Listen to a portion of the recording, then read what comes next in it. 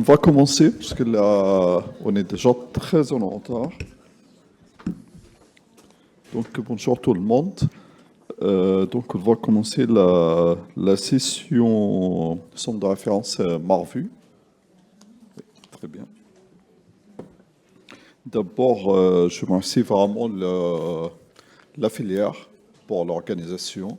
Rafik, Tiffen, Cécilia, etc. C'est vraiment une équipe de plus en plus costaud.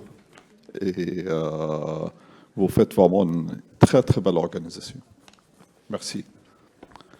Donc on commence par juste une petite introduction sur notre session. Donc la première que vous avez vue pour la relabellisation des centres. Donc pour Marvu, on a l'excellente nouvelle qu'on a un centre en plus constitutif, donc coordonné par professeur Marc-David Leclerc, et qui est un centre quand même très connu au niveau international et au niveau mondial même, dans la prise en charge d'extrophie vésicale. Donc ça, c'est un vrai valeur ajoutée à notre centre de référence. Et on a également 7 centres nouveaux labellisés comme centre de compétences. Donc on a une couverture maintenant encore plus large sur le territoire. Et on a le premier centre adulte qui est également labellisé. C'est l'hôpital La Petite-Salpêtrière, service urologie adulte de Chartier-Kessler, qui a obtenu une labellisation comme centre de compétences. Alors, on continue à faire dans le Marvu, c'est quand même une activité très importante, c'est l'RCP national, et c'est une fois par mois. Et là, vraiment, on va voir toute l'organisation après, mais c'est vraiment grâce le succès de cette RCP et grâce à la participation nationale de tous les centres de compétences quasiment, parce qu'on a entre 25 et 30 connexions pendant chaque RCP, et on limite habituellement à 2 heures de discussion.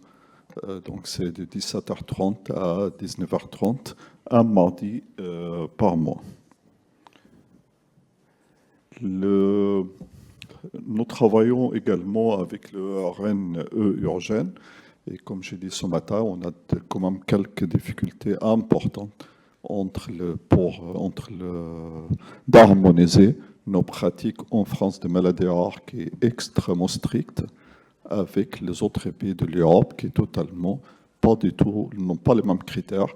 Par exemple, la réglementation, c'est un centre de référence pour chaque 10 millions d'habitants. Donc, normalement, en France, c'est 6 centres de référence constitutifs. Normalement, on n'a que 3 sur 6, et le troisième juste vient d'être labellisé. Et par d'autres pays, on a donc quand on siège au niveau de l'Europe, nous sommes très, très minoritaires par rapport aux autres pays où les ministères de la Santé donnent les labellisations beaucoup plus facilement pour ces centres. Mais il y a encore de travail et ça prend vraiment beaucoup de temps pour les registres. Il y a toujours l'APEX qui travaille très activement avec nous. Et juste la nouvelle pour cette année qu'on avait invité Luc, qui est actuellement en train de faire le photographier. Donc Luc qui est venu invité par la Société européenne d'urologie pédiatrique. C'était une première pour donner les paroles à un patient, pour donner son expérience de la vie devant quand même 700 urologues pédiatres qui viennent quasiment de partout dans le monde entier, dont la réunion la plus importante, c'est de urologie pédiatrique actuellement. Et donc l'APEX est très actif. On cherche à créer d'autres associations, surtout pour l'association de sondage intermittent par Mitrofanov. Et ça, mais ce n'est pas encore facile parce que on ne trouve pas encore des familles ou des parents qui sont très actifs, qu'ils souhaitent créer ce type d'association.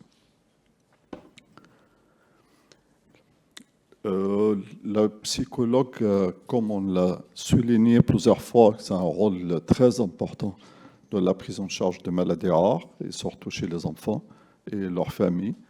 Et donc, à l'initiative d'Eliane José, le psychologue du centre de référence à Robert Debré, donc il a contacté quasiment tout le réseau des psychologues en France de Marvu.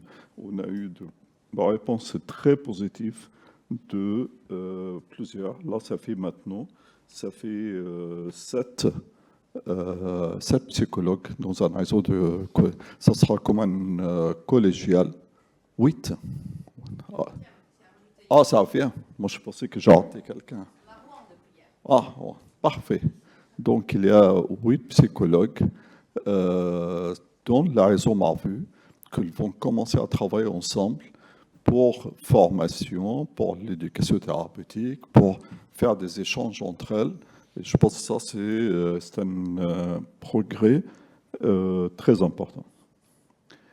Vous connaissez, je pense, la majorité connaissez Odile Périsson, qui a travaillé comme psychologue pendant 30 ans, plus que 30 ans.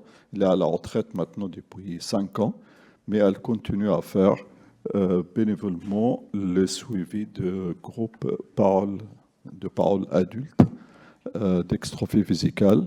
C'est juste simplement que je vous invite vraiment de la contacter et d'envoyer vos patients.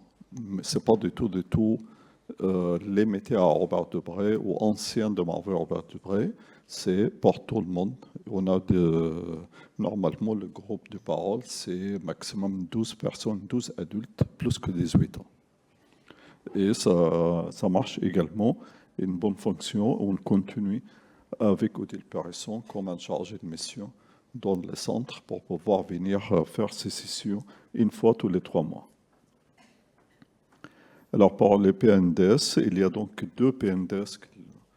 On a eu cet appel d'offres et il y en a par Marc-David Leclerc à Nantes pour sur prise en charge de l'extrophie vésicale et les PNDS sur syndrome de Prader-Willi également qu'on le démarre, espérant le publier en 2025.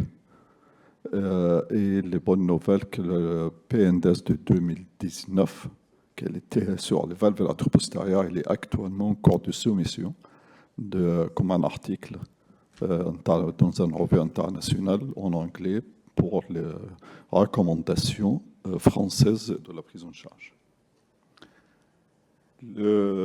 Juste un mot sur ça, c'était une décision par le COPIL de Marvu. Le COPIL de Marvu, on pensait qu'on a besoin beaucoup plus de temps de consacrer sur les détails de nos thèmes et de nos maladies.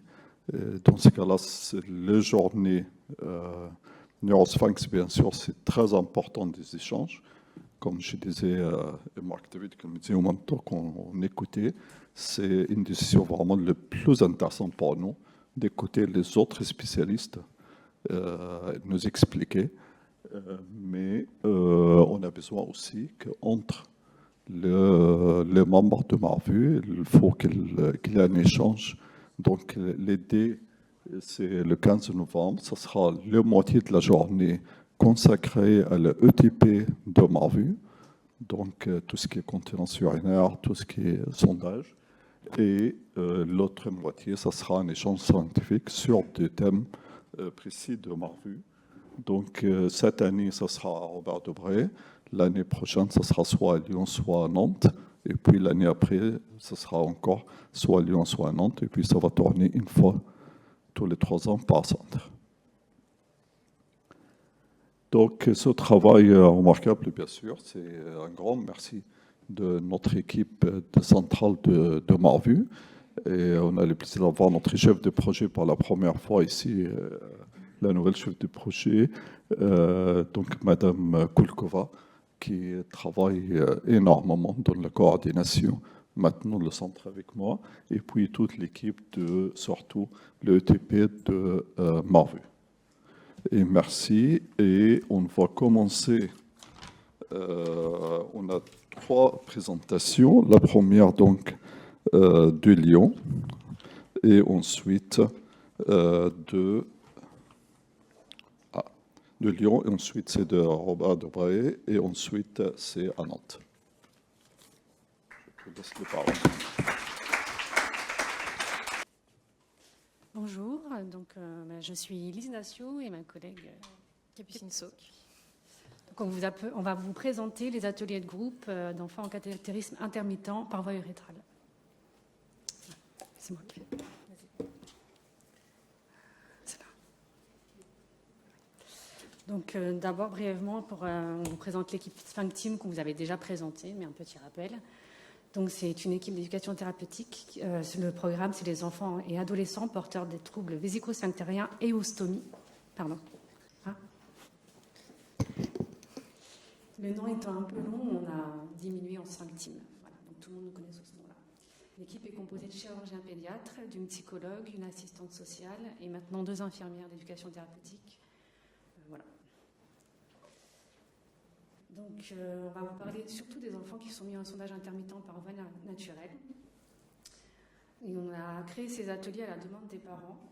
Donc, lorsque les enfants sont rentrés dans le programme après l'indication et sondage posé par les chirurgiens, ils ont un parcours un parcours à la carte. On appelle ça la carte parce qu'on va surtout dans notre équipe au rythme de l'enfant.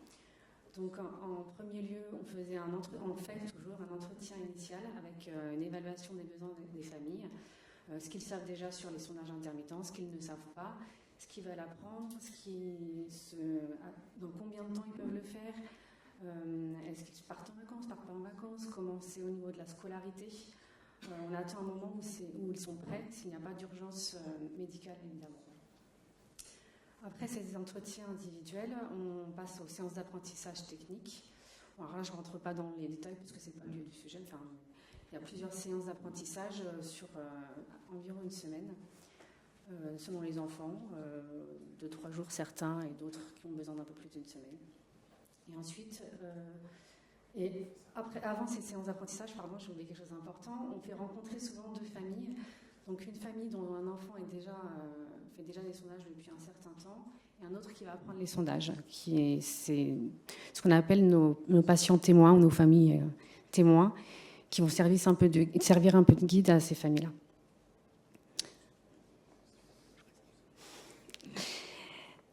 Pendant le suivi, les parents certaines questions revenaient très souvent, les mêmes, du coup je vous les ai montrées, mais il y en a eu d'autres. Sommes-nous les seuls à vivre cela ?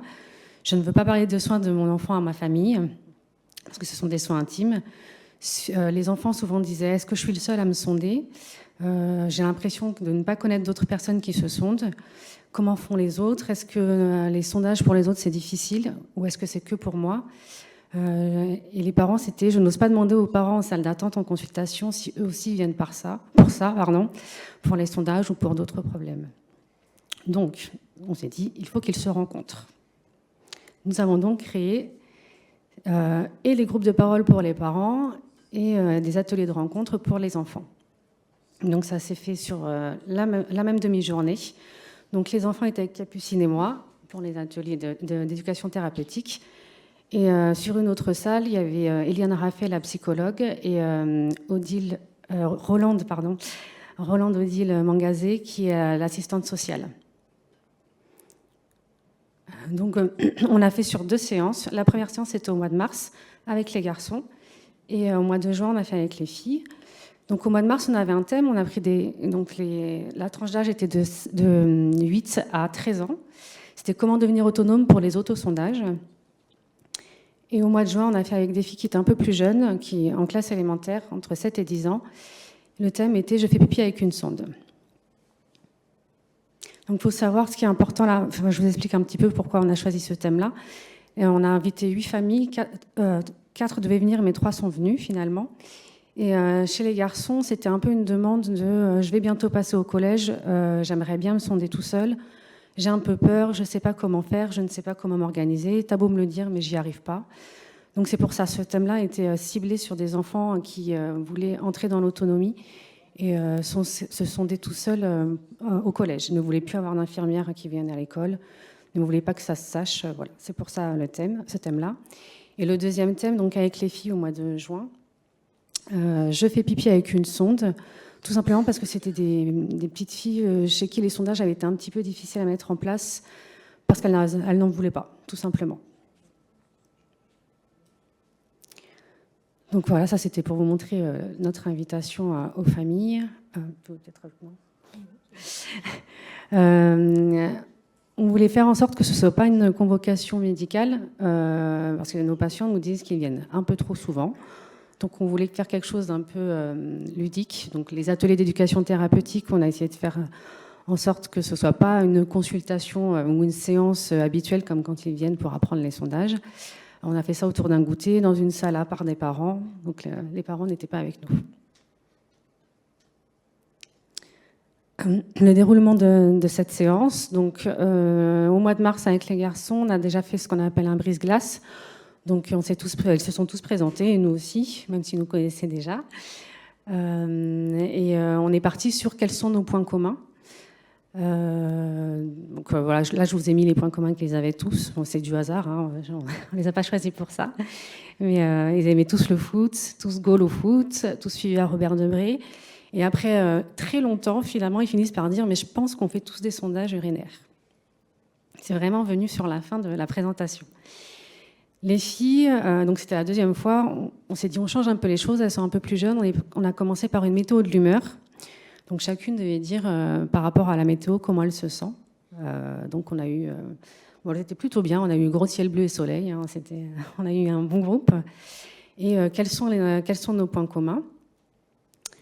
Et elles, par contre, nous ont tout de suite dit on le sait, on vient parce qu'on met toutes des sondes pour faire pipi. Elles, c'était un peu plus... Ensuite, on est parti sur une activité sur la réflexion autour de l'autonomie.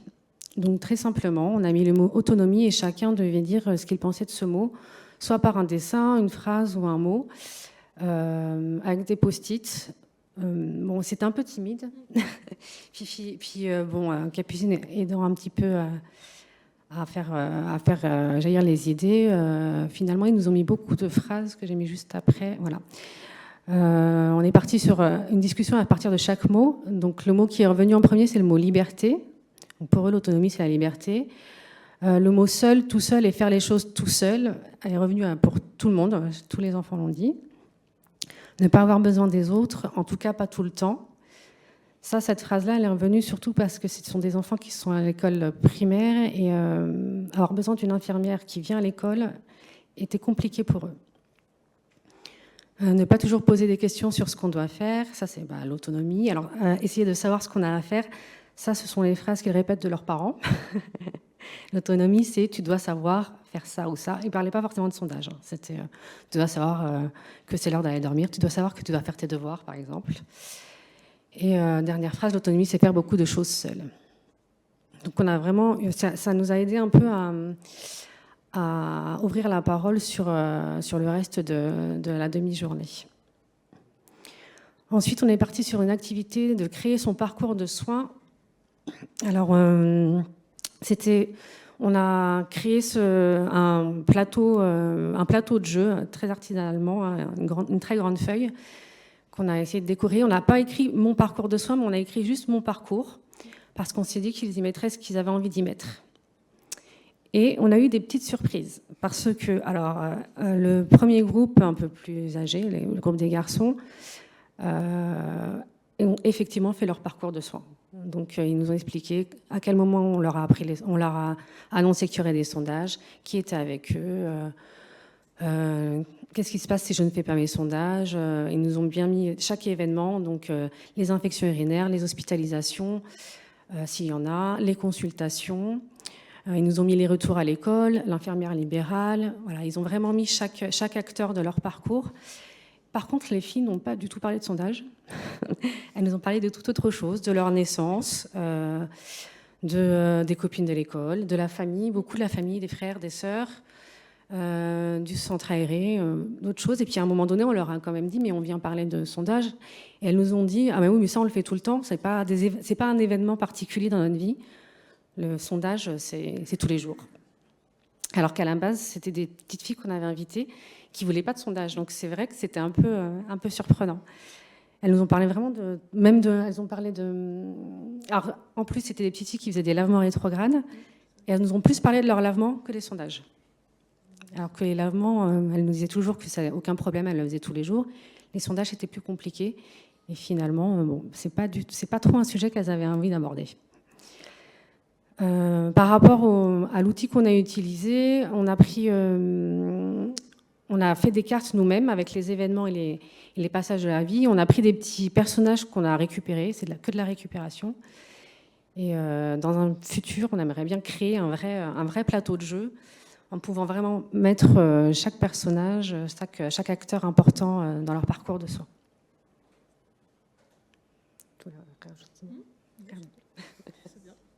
Donc la deuxième activité... attendez, non. Ah non, je n'ai pas parlé de quelque chose d'important, excusez-moi. Ce qui est revenu aussi dans leur parcours de soins, c'est le séjour thérapeutique, parce qu'à Robert Debré, ils partent tous les ans, une fois par an, certains enfants partent à la Régate des Oursons pendant 4 jours. Et c'est revenu sur leur parcours en disant, mais ça, c'est un passage obligatoire, parce que dans les garçons, 2 étaient déjà partis à la Régate, 1 n'était pas encore parti. Et ceux qui étaient partis nous ont dit clairement qu'il fallait envoyer tous les enfants, que c'était obligatoire de partir parce que c'est là où ils se sont sentis le mieux avec leur sondage et d'autres enfants. Même si à la Régate, les enfants partent pour toute pathologie confondue, ce ne sont pas que les enfants qui sont suivis à Marvue ou pour des sondages urinaires, mais c'est vraiment revenu comme un événement particulier de Robert Debré. Un autre événement un peu moins drôle pour eux, c'est que les hospitalisations pour des infections urinaires, c'est revenu comme l'événement à éviter. Et alors là, on ne le voit pas, mais en fait, ils ont mis une croix rouge sur l'hospitalisation. Et alors, j'ai essayé de retranscrire un peu ce qu'ils avaient mis et ce qu'ils avaient dit. Mais c'était, il faut bien boire de l'eau pour ne pas aller aux urgences, donc pas être hospitalisé et ne pas manger le repas de l'hôpital. En gros, c'était ça. Bon, c'était plus joli leur dessin eux que ce que je vous ai remis, mais en gros, l'idée, c'était comme ça. Donc on est revenu, ce qui nous a aidé du coup à revenir sur comment faire pour ne pas avoir d'infection urinaire, quelle idée et quelles bonnes habitudes à prendre. Donc certains ont dit, mais prends ta gourde d'eau et tu te dis qu'à 4h30, quand tu as fini l'école, tu as fini ta gourde. Un autre enfant disait, moi je sais que je bois de l'eau à chaque fois que je fais un sondage. Si je dois faire 5 sondages, je bois au moins 5 fois par jour de l'eau, en plus de mon petit déjeuner et en plus de l'eau au repas. Donc voilà, chacun s'est donné ses petites astuces que nous, on leur avait pourtant déjà dit, mais visiblement, ça passait un peu mieux. Et on a quand même eu un petit cours d'un de nos patients sur comment passe l'eau dans le corps et comment se fabriquent les urines. Et ça, c'était très bien.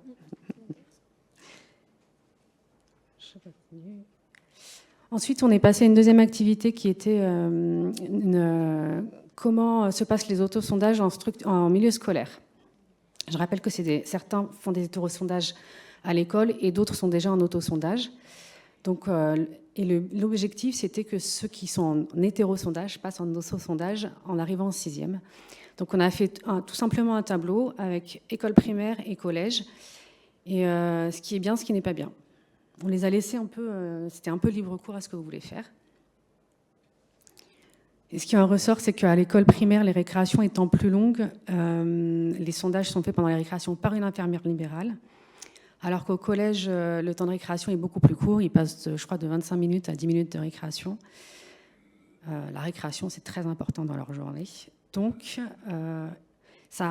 c'était un peu... alors, le plus grand, qui était déjà en 6e, je crois, leur disait, il faut absolument que tu saches te sonder tout seul, parce que si tu attends que l'infirmière elle arrive, que tu ailles à l'infirmerie, qu'elle te sonde, ta récréation est terminée. Alors que si tu te sais te sonder, et il a très bien fait le geste, il lui a sorti la sonde de sa poche, il lui a dit, voilà, tu te laves les mains, tu prends ta sonde, tu te sondes, tu jettes tout et tu t'en vas, et voilà, il te reste encore une récré.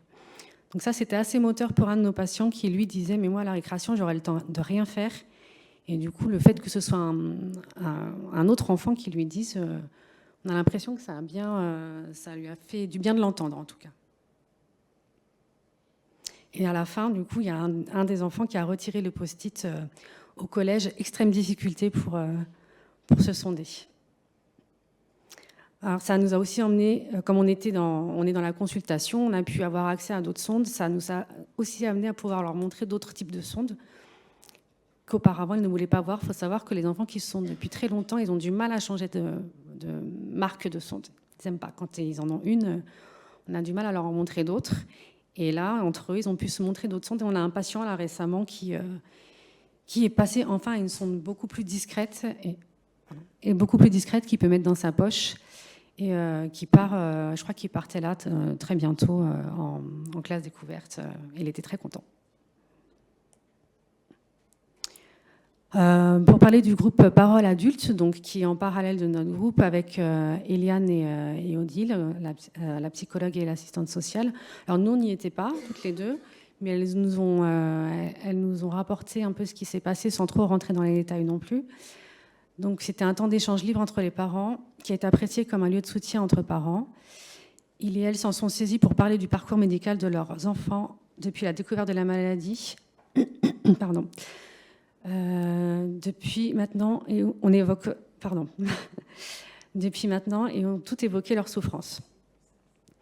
Donc globalement, les parents étaient plutôt satisfaits de l'accompagnement qu'ils en ont trouvé à l'hôpital, sauf sur quelques épisodes isolés.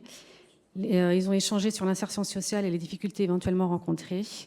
Ils ont beaucoup abordé le thème du secret, parce que je rappelle que les patients qu'on a invités, c'était aussi des familles qui disaient « je n'ose pas en parler à ma famille, je n'ose pas en parler autour de moi, mais j'ai besoin d'en parler ». Donc, et une fois qu'on a pu se réunir pour parler de ce groupe, on s'est rendu compte que les parents qui parlaient du secret et de ne pas en parler autour d'eux, ce sont aussi les enfants qui avaient un peu peur de se sonder à l'école ou qui n'aimaient pas que l'infirmière les voie, qui voulaient... Pareil, il y avait cette même discrétion volontaire et des parents et des enfants, c'était les mêmes familles. Roland a aussi discuté avec eux du dossier MDPH, qui était très souvent une démarche difficile pour les parents à faire. Et ils ont beaucoup parlé du mot handicap parce que quand on fait un dossier MDPH, le mot handicap apparaît et c'était un mot qui résonne en négatif pour ces familles-là. Nous avons ensuite fait un questionnaire aux familles. Donc on l'a envoyé aux 6 familles qui ont participé. Un questionnaire très rapide sur leur satisfaction. Donc les 6 ont répondu qu'ils étaient tout à fait satisfaits de l'événement. Les 6 ont répondu qu'ils étaient satisfaits du temps d'échange et qu'il pourrait y avoir des effets positifs. Ils se sont sentis accueillis, respectés et écoutés. Et les 6 ont répondu être satisfaits de ce temps d'échange et souhaitent participer à nouveau. Donc on a aussi des témoignages d'une maman qui disait que sa fille parle de cette journée comme la meilleure journée de sa vie, alors qu'elle remet de Guadeloupe, car elle a pu parler avec d'autres petites filles. Et 2 autres familles qui ont gardé contact depuis ce jour-là. Et là, je vais essayer de vous mettre les vidéos des enfants, si j'arrive. Je ne sais pas comment on fait. Ah non, c'est pas ça. Là ? Non, juste au milieu. Là ? Ouais. Ah non, il n'y a pas de son. Il y a d'autres personnes qui sont dans le même cas que moi. Et c'est plus difficile pour eux que pour moi. Et d'autres gens qui n'aiment pas boire de l'eau. Et que voilà. Bah moi j'ai appris que ça ira normalement. Parce que ça à la maison je fais souvent mes soins tout seul, donc ça va aller. Voilà. Alors moi j'ai appris qu'au collège en vrai ce sera pas si difficile de faire ce sondage. Surtout qu'il y a du matériel pratique. Et Voilà, c'est tout. Merci beaucoup.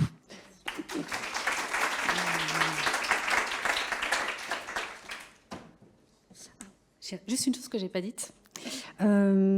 Suite à cette journée, on a une maman qui aimerait bien faire la formation ETP. Donc pour nous, c'était plutôt satisfaisant de se dire qu'elle va pouvoir apprendre à d'autres parents. Et voilà, ça lui a donné envie en tout cas de faire cette formation-là. Merci beaucoup, Lise Capucine. C'est une excellente présentation. Après, on va écouter Marc David sur l'extrophie vésicale et la continence. Et ensuite, on va ouvrir les 3 présentations en discussion, même rapide, si vous avez des questions. Merci beaucoup. Merci pour cette invitation à me donner l'occasion de participer à cette journée, de vous présenter notre expérience. Merci aussi pour votre soutien à notre candidature comme pour la labellisation. C'était important pour nous. Merci en particulier à Alain Elgonemi qui a beaucoup soutenu ce projet. Alors, ce que je vais vous montrer, c'est presque diamétralement opposé à ce que le docteur Demet vous a montré. Elle vous a montré des résultats à très long terme d'une très grosse cohorte pour une technique qui a été quand même pendant plusieurs décennies le standard chirurgical de prise en charge. Je vous montre à peu près l'inverse, c'est-à-dire des résultats à super court terme d'une technique complètement préliminaire dont on se demande même est-ce que c'est une indication. Vous verrez, enfin en tout cas j'essaierai de vous montrer qu'on essaye d'avancer prudemment parce qu'on connaît les enjeux, mais néanmoins on essaye de répondre à des problématiques qui restent très prégnantes chez ces enfants-là. Alors on parle d'incontinence urinaire chez l'enfant. Alors loin de moi l'idée de vous montrer une classification, au risque de m'attirer un œil moqueur des neurochirurgiens, mais au moins on peut réfléchir aux causes de l'incontinence urinaire, et vous savez que c'est une problématique avec plusieurs protagonistes qui peuvent être l'hyperactivité du détrusor, qui peuvent être une altération de la compliance, qu'elle soit liée à une fibrose de la paroi vésicale ou à une hypertonie. Ça peut être lié à une vidange incomplète en cas de vessie acontractile ou hypocontractile. Et puis, ça peut être lié à une insuffisance sphinctérienne.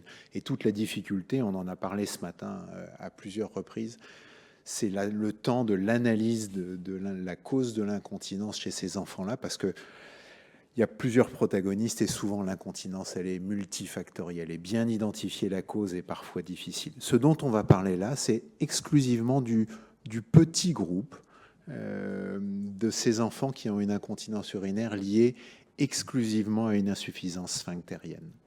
C'est pas très fréquent et c'est difficile à traiter. Traiter une incontinence par défaut de résistance infravésicale, c'est difficile. Pourquoi ? Parce qu'on est en permanence dans le choix et la balance entre créer des résistances qui vont lutter contre les fuites, mais qui vont empêcher la miction. Et donc, on va traverser toute une phase intermédiaire qui va être celle de faire le deuil des mictions par les voies naturelles. Et toute la question dans ce groupe de malades-là, c'est combien de temps on va les emmener en essayant de régler le problème avant de peut-être un jour faire le constat que les mictions par les voies naturelles ne sont plus un projet et que la seule façon de rendre ces enfants secs va être de supprimer les mictions par voie urétrale et de passer à un projet type cathétérisme intermittent et Mitrofanov. Et donc toute notre difficulté, elle est là, c'est essayer de trouver des moyens intermédiaires qui permettent d'augmenter les résistances sans pour autant obérer les capacités de vidange vésicale. Et c'est important parce que les traitements chirurgicaux des résistances cervicales sont ultra agressifs, ultra invasifs. Je vais essayer de vous parler de chirurgie un tant soit peu mini-invasive. Les alternatives sont maximally invasives. C'est des chirurgies de reconstruction du col, de cervicoplastie, de déconnexion et même fermeture du col, que ce soit les frondes ou d'autres techniques, c'est très invasif. Et donc, la question ici, c'est d'essayer d'augmenter un peu les résistances tout en maintenant une vidange qui soit satisfaisante par voie urétrale, sans faire courir à ces enfants-là soit un risque d'infection urinaire, soit un risque de dégradation du haut appareil urinaire. Alors, à quel malade pense-t-on quand on décrit ce sous-groupe? Il y a 2 grandes catégories de malades qui s'interpénètrent un peu, mais pas tant que ça. Il y a les enfants qui ont une anatomie normale, mais qui ont un dysfonctionnement d'origine neurologique. Ça va être beaucoup des agénésies sacrées. En tout cas, c'est l'exemple qui me vient le plus facilement en tête. C'est congénital. contrairement à l'adulte, et on tire beaucoup de notre expérience dans ce que je vais vous montrer de l'expérience des adultes, contrairement à l'adulte, l'incontinence urinaire d'effort isolé lié à un défaut du plancher pelvien, à l'hypermobilité urétrale, tous les défauts de la statique pelvienne, en gros, ça n'existe pas chez l'enfant. Et donc, on est soit devant une insuffisance sphinctérienne d'origine neurologique, soit devant une anatomie malformative. Et on est typiquement dans le sous-groupe du spectre extrophie-épispade où on aura une malformation sévère, un défaut de formation du complexe sphinctérien et même de tout l'ensemble, de toute la filière du trigone, du col vésical et de l'urètre qui vont être responsables d'une insuffisance sphinctérienne. Et notre difficulté particulière dans ce petit sous-groupe-là, c'est que ces enfants-là vont le plus souvent avoir une histoire, des antécédents chirurgicaux de reconstruction de la filière cervico-urétrale et donc une filière qui va être cicatricielle et multi-opérée. Voilà la difficulté et le contexte. Pourquoi je dresse ce contexte-là? C'est pour parler de cette technique-là, qui est une technique décrite presque exclusivement chez l'adulte, qui consiste, vous voyez, de façon assez mini-invasive, par des incisions percutanées, à introduire sous le col vésical des ballonnets que l'on va pouvoir gonfler et ajuster. Dans la dénomination de ce dispositif, le mot le plus important, c'est ajustable. On va placer des dispositifs que l'on va pouvoir, en plusieurs séances, gonfler très progressivement pour essayer d'atteindre juste le seuil d'une pression de clôture qui soit suffisante, tout en surveillant en parallèle la vidange correcte de la vessie. C'est assez mini-invasif, c'est faisable, vous avez vu, par 2 petites incisions cutanées sur le périnée. On fait ça sous contrôle endoscopique et sous contrôle de l'amplificateur de brillance. C'est pas très compliqué à poser. Et puis c'est relativement facile à retirer si on a des ennuis, parce que les ennuis vont arriver un peu inévitablement.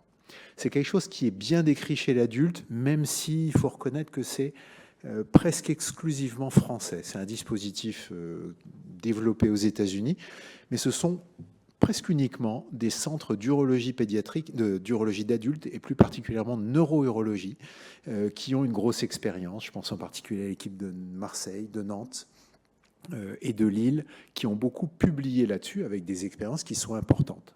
Ça a été rapporté chez la femme, et là, le contexte, ça va être soit des femmes non neurogéniques qui ont une stress urinary incontinence toute simple, soit d'un contexte neurologique un peu plus particulier, par exemple à type de sclérose en plaques, avec des taux de succès qui sont de l'ordre de 1/3 à 40% de ces femmes qui vont être complètement sèches, et puis un petit tiers supplémentaire qui vont être nettement améliorés. Le taux d'explantation n'est pas négligeable, c'est à peu près 1/4, mais du moins, on aura atteint une bonne efficacité symptomatique chez un bon nombre de ces femmes-là, avec une procédure relativement peu invasive. L'équivalent existe chez l'homme, et là, le contexte est très différent. C'est habituellement dans un contexte d'incontinence après prostatectomie radicale. Le taux de succès est un peu supérieur. Je n'ai pas d'explication. Le taux d'échec est assez similaire. Et c'est une technique qui a été décrite chez l'enfant. Alice Faure a été la première et même la seule jusqu'à présent à utiliser ce dispositif chez l'enfant. Elle a fait une courte série dans différentes indications assez hétérogènes, mais qui montrent qu'au moins on peut essayer. En tout cas, on peut le faire si on surveille bien ses enfants. Pourquoi faire ça? Parce que c'est mini-invasif, parce que c'est une bonne alternative à des chirurgies qui, elles, sont beaucoup plus agressives et presque définitives. Quand on va aller faire une chirurgie de bladder neck reconstruction, une cervicoplastie obstructive de Young-Dies, on crée une obstruction qui est définitive. On ne peut pas, ce n'est pas réversible, on ne peut pas revenir en arrière. C'est un peu la même chose pour les frondes et toutes les techniques d'allongement urétral, etc., etc. Moi, je vois ça comme une façon d'augmenter les résistances, probablement un peu plus efficace et sûrement plus durable que les injections intracervicales. C'est probablement un peu la même catégorie de malades, avec sans doute une efficacité un peu supérieure et surtout quelque chose de plus durable. Et puis, un avantage, je vous l'ai précisé, qui me paraît important, c'est que c'est parfaitement ajustable. On va insuffler, en quelque sorte, enfin, on remplit de liquide de sérum phi, donc c'est pas de l'air, en percutané, de façon complètement mini-invasive, ces ballonnets, en plusieurs sessions. Vous allez voir que dans notre expérience, on a fait entre 3 et 4 sessions. On va injecter quelques dixièmes de sérum phi, juste pour essayer d'augmenter un peu les résistances et être certain qu'on ne gêne pas la vidange vésicale. Et puis c'est réversible, c'est très facile à retirer, et je vais vous montrer qu'on a eu l'occasion d'en retirer. Pourquoi ne pas faire ça ? Eh bien parce que, jusqu'à preuve du contraire, créer des résistances obstructives à la sortie de la vessie est rarement une stratégie payante sur le très long terme. On crée des résistances et la vidange vésicale va se faire contre ces résistances. C'est rarement un bon investissement à long terme, avec toujours un risque de dégradation de la fonction du détrusor, d'infection ou de dégradation du haut appareil. Et puis, dans ce cas précis, les résultats à très long terme sont par définition inconnus. Je ne vous ai pas dit, mais enfin, chez l'adulte, l'âge moyen des adultes dans les séries, il est de 65 ans chez les femmes et 70 ans chez les hommes. 70 ans, c'est très exactement l'espérance de vie de nos malades quand on commence à penser à ça. Donc évidemment, il faut réfléchir. On a été amené à faire cette étude pilote pour essayer de se dire on va essayer de mettre ça, mais c'est difficile de les mettre. C'est sûrement plus difficile que chez l'adulte. Pourquoi ? Parce que chez nos enfants, l'anatomie est très malformative. Alors, on a essayé d'utiliser plusieurs raffinements comme les reconstructions 3D. On a une collaboration avec l'École centrale qui nous permet non seulement de faire de la reconstruction 3D, mais de l'impression 3D multimatériaux pour avoir à la fois un cadre osseux, mais aussi les structures des tissus mous, je pense en particulier à la vessie et à l'axe cervico-urétral, pour pouvoir s'entraîner, voir un peu comment on va placer nos fantômes de ballonnets dans cette anatomie parfois assez anormale. On a une étude pilote qui est ultra courte puisque ce sont 5 enfants avec un recul qui est de l'ordre d'1 an. Ce sont 3 enfants qui avaient une vessie neurologique et 2 enfants qui avaient un épispade. De façon intéressante, un seul des 2 épispades avait été opéré, l'autre était un enfant vierge, c'est une fille qui n'a pas eu d'autre chirurgie que celle-là. Ça a été notre traitement de première ligne chez cette petite fille. Donc certains de ces enfants avaient une chirurgie antérieure, mais pas tous. Les enfants qui avaient une vessie neurologique étaient tous au cathétérisme intermittent, mais les 2 épispades sont des enfants qui urinent par les voies naturelles, et c'est particulièrement intéressant de surveiller ceux-là pour être sûr qu'ils continuent d'uriner correctement par les voies naturelles. De façon notable, vous verrez que ça retentit sur la durée de séjour. Un enfant a eu un agrandissement de vessie au même moment que l'implantation des ballonnets. Donc 2 de ces enfants urinaient par les voies naturelles, ils avaient une incontinence, c'est pour ça qu'on les a opérés, et voilà nos résultats. La durée d'hospitalisation est courte, c'est vraiment mini-invasif, hein. Ça se gère en ambulatoire ou mettons sur une nuit d'hospitalisation, mais pas plus. Pas de gros problème péropératoire, un vrai problème post-opératoire qui est ce case report quand même assez notable d'un enfant qui a extériorisé un de ces 2 ballonnets par l'anus. On avait sous-estimé un facteur, mais on apprend un peu en faisant, c'est que chez ces enfants qui ont une vessie neurologique et qui ont aussi un dysfonctionnement anorectal, qui vont être au lavement, aux irrigations transanales rétrogrades par péristine, l'introduction de la sonde de péristine tous les jours est peut-être un facteur qui n'a pas aidé dans le risque d'érosion dans cette zone qui est quand même un peu à proximité. Donc je ne dis pas que c'est à cause du péristine, mais on s'est dit a posteriori que l'idée était peut-être pas si bonne que ça. De façon intéressante, on a retiré 2 des 10 ballonnets qu'on a posés. Un chez cet enfant-là et puis un autre pour une érosion sous-cutanée. On a laissé l'autre ballonnet, c'est-à-dire qu'on a un retrait unilatéral d'un seul des 2 ballonnets. Et d'ailleurs, les 2 enfants ont un bon résultat avec un seul de leurs 2 ballonnets en place. On a un recul qui est très court. Vous voyez ici notre nombre de sessions de réinstillation dans les ballonnets. On y va tout doucement. Sans doute qu'on pourrait aller plus vite. Vous voyez que notre volume cible il était de l'ordre de 3 millilitres. Donc vous voyez, on a fait ça en 3 ou 4 fois. Donc on y va à quelques dixièmes de millilitres à chaque fois. Notre crainte, évidemment, c'est l'érosion. Si on gonfle trop vite, trop fort, c'est le risque d'avoir une érosion. Et bien, ces enfants-là sont secs. Enfin, en tout cas, ils le sont beaucoup plus qu'avant qu'on ne les opère, ce qui est plutôt satisfaisant. Au moins, l'évaluation quantitative le montre sur un recul qui, encore une fois, est court et de façon intéressante chez les 2 enfants qui urinent par les voies naturelles, qui sont 2 épispadias incontinents. On a des belles courbes de débimétrie et pas de résidus postmictionnels, pourvu que ça dure. Voilà notre conclusion provisoire. Les ballonnets de type Pro-ACT ont l'air de réaliser une compression infracervicale qui permet d'augmenter de façon utile les résistances pour obtenir une continence ou une sécheresse à court terme. Et pour l'instant, on n'a pas l'air d'abîmer les capacités de vidange vésicale. Ces ballonnets peuvent être insérés assez facilement, y compris autour d'une filière cervico-urétrale déjà opérée. Et nous, on a trouvé que la reconstruction 3D vraiment est utile quand l'anatomie est malformative. Je vous remercie.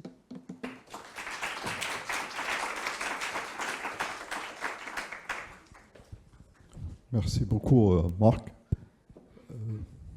On va pour la discussion les 3 présentations. Oui. David, quelle est la durée de vie de ces ballonnets? Chez l'adulte, c'est supérieur à 10 ans. Ils le mettent chez des adultes qui ont presque 70 ans et ils n'ont pas l'habitude d'avoir besoin de les changer. Parce qu'une fois qu'ils sont gonflés, à la différence du sphincter urinaire artificiel qui va se gonfler et se dégonfler 6 fois par jour, une fois qu'ils sont gonflés, on n'y touche plus jamais. Et c'est peut-être ça qui explique la robustesse du dispositif. J'ai eu l'impression que c'était aimanté, non, le bout ou non, c'est un port d'injection. C'est un port d'injection qui est situé en sous-cutané, dans la bourse ou dans la grande lèvre. Ouais. On n'a pas osé le faire en consultation. On l'a fait au bloc, mais ça dure 2 minutes, quoi.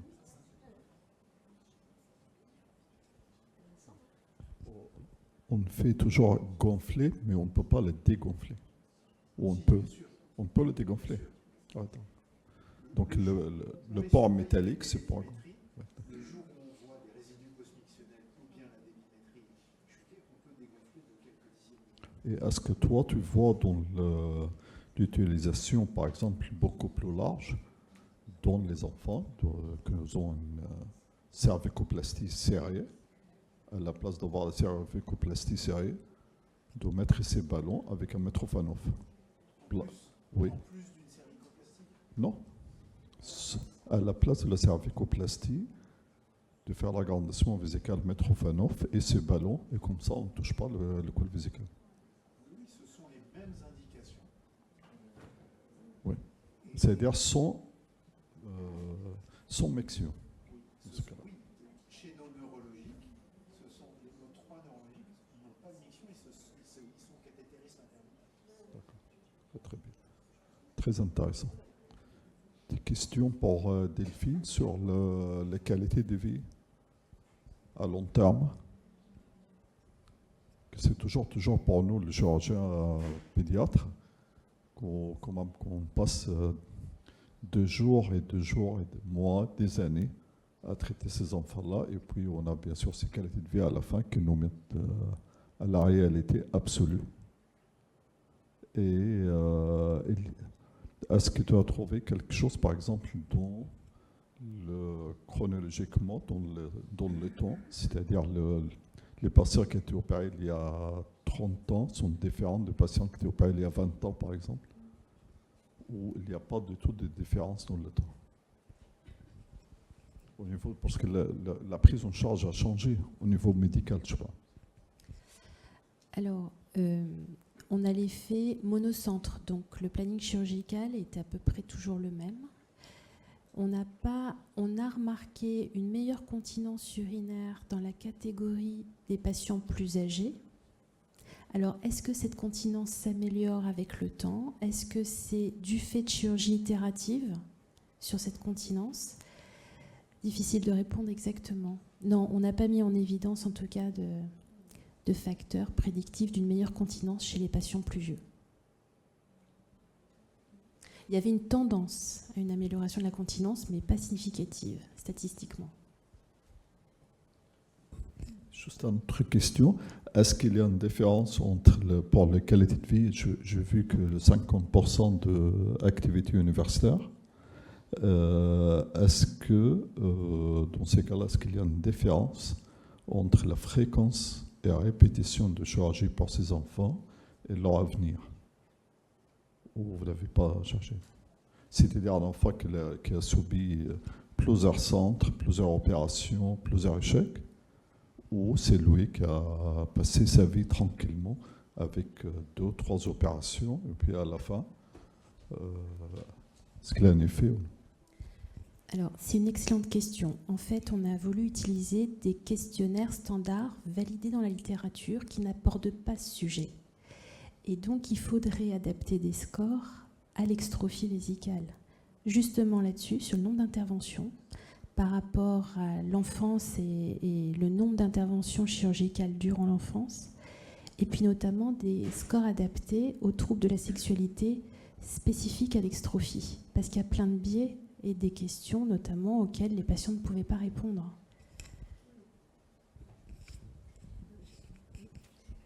Concernant la fertilité, tu parlais d'une infertilité masculine.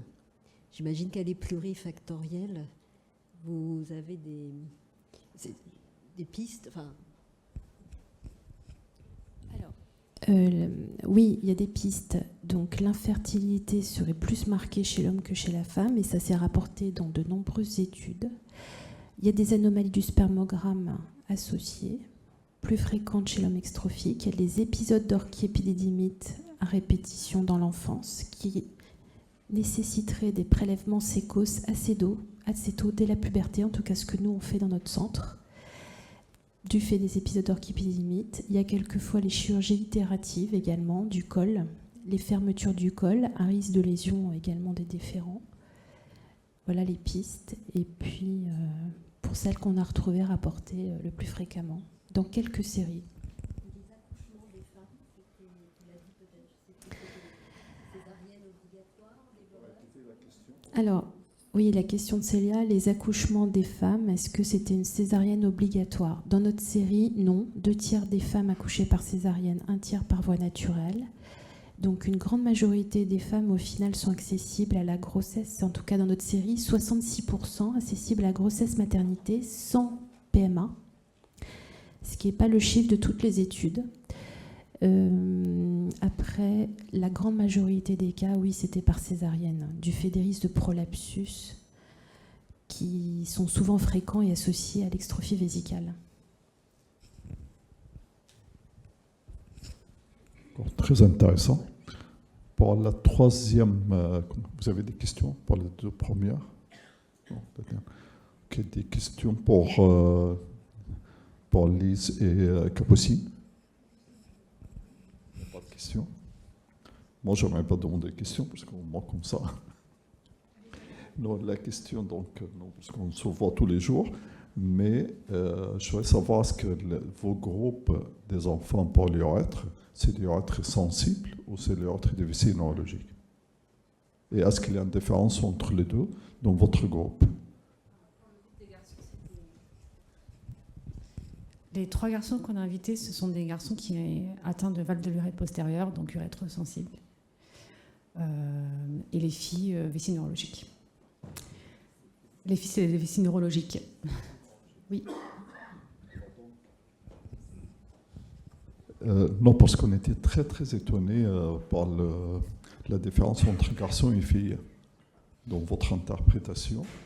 Alors dans ces cas-là, l'interprétation peut-être il est biaisée, parce que les filles sont vessie neuro et les garçons c'est du urètre sensible.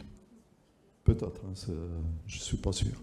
Autre chose, pour quelle raison vous avez choisi que les catétérismes intermittents par l'urètre et pas par le Mitrofanov pour ces ateliers-là? Ces ateliers étaient réservés par l'urètre. Pour quelle raison? quelle raison? Oui, c'est parce que c'était une demande des parents.